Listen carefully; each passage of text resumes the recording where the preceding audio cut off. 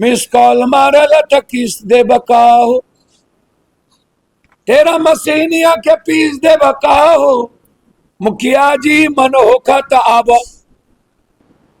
एक दिन में 1 दर्जन से 2 दर्जन से ज्यादा बच्चियों का बलात्कार लगातार ड्रग्स, स्मैक्स, वार्टनर सॉल्यूशन के चलते हो रहा, और गलत पॉर्न देखने की, और भोजपुरी गाना मिस कॉल मारल त किस दे बकाहो, तेरा मसीनिया के पीस दे बकाहो। एक तरफ भाई एक तरफ बहन बैठ के डांस करता है। अब लाज नहीं होता भाई को बहन की मशीन पीसेंगे कि किसका मशीन पीसेंगे। मुखिया जी मन होखत आब, मन तो हो ही रहा है सबका। जब पॉर्न देखेंगे तो मन तो सबका हो ही रहा है। पॉर्न देखने के बाद कहां जाइएगा, और स्मैक ड्रग्स लेने के बाद कहां जाइएगा।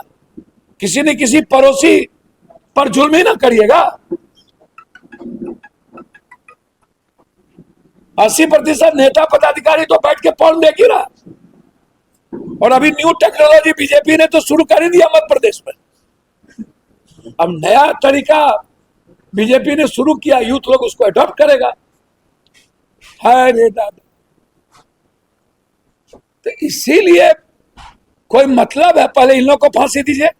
बीजेपी वाला जो कमर में हाथ ले जाकर के ऑफिस ले जा रहा है, फांसी दीजिए पहले। ये जो मध्य प्रदेश में नेता किया उसको फांसी दीजिए। उसकी भी प्रूफ की जरूरत है क्या? उठाइए, फांसी दीजिए। तो इसीलिए घटना बहुत विभत्स है, और नेताओं की गंदी आदत बन गई ये है कि जिसको मीडिया ट्रायल होता है, या जिससे बेनिफिट राजनीति में पहुंचेगा, या चुनाव के समय है तो छुछुआल फोड़ेगा, बाप बाप करेगा, और चुनाव न है तो उनको कोई बाप बाप नहीं आता, कोई मतलब नहीं। गोपालगंज में एक मासूम बच्ची का बलात्कार करके मार दिया गया। परसों खगड़िया में मार दिया गया। लगभग 20% टीचर ऐसे हैं, 20%, जो स्कूल में ना तो बच्चे सुरक्षित ना तो बच्ची सुरक्षित। थाना की भी स्थिति वही है। यदि मैं एक तरफ जमीन, बालू, शराब गुंडा को देखूं, स्मैक के गुंडा को, और दूसरी तरफ लुटेरे नेता वाले गुंडा को, मैं हमेशा कहता हूं नाक पर भरोसा करना, लेकिन नेता पर भरोसा मत कर। नेता तुमको डसेगा ही डसेगा। और ये सारा पाप किसके कारण? ये जितना कुकर्म हो रहा है, नेताओं की इच्छा शक्ति, नियत, नीति सही नहीं है, इसलिए नहीं। कानून का इकबाल क्यों खत्म हो गया?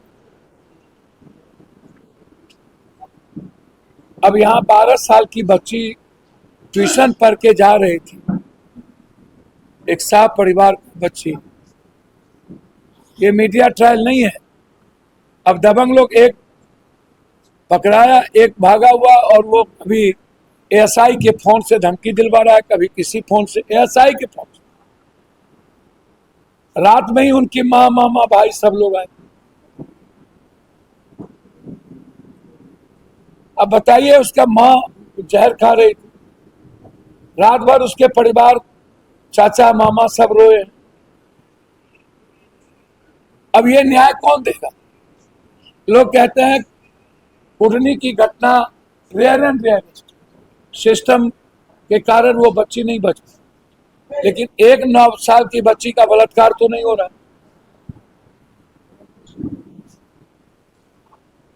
लगातार आधा दर्जन बलात्कार की घटना पटना में है। तो आप कोई कानून लाते नहीं, पॉस्को एक्ट लगा देते हैं, बाद में क्या होता है? फांसी की सजा होती तक नहीं है। अब फांसी का प्रावधान लाइए बलात्कार के केस में।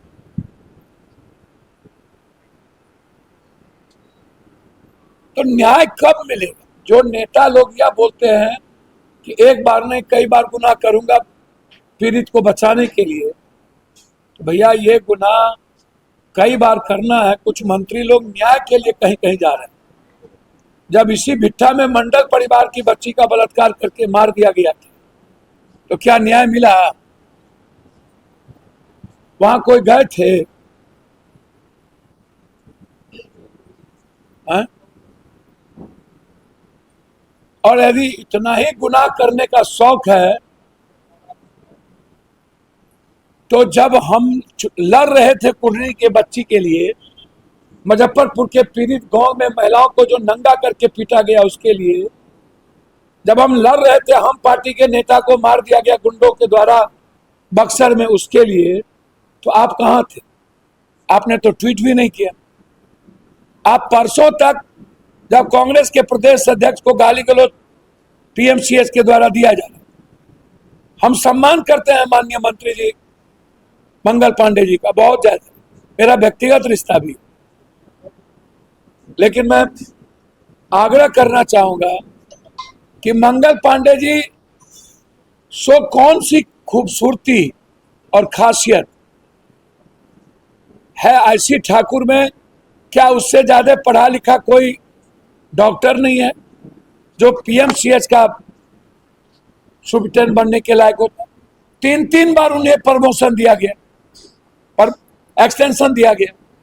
क्यों? उसकी बेटी वहीं पर डॉक्टर, उसकी पत्नी वहीं पर डॉक्टर, उसका दामाद वहीं पर डॉक्टर। मतलब सो क्या खासियत है भाई कि 3 बार एक्सटेंशन मिला। माननीय मंत्री जी, सभी अस्पताल की स्थिति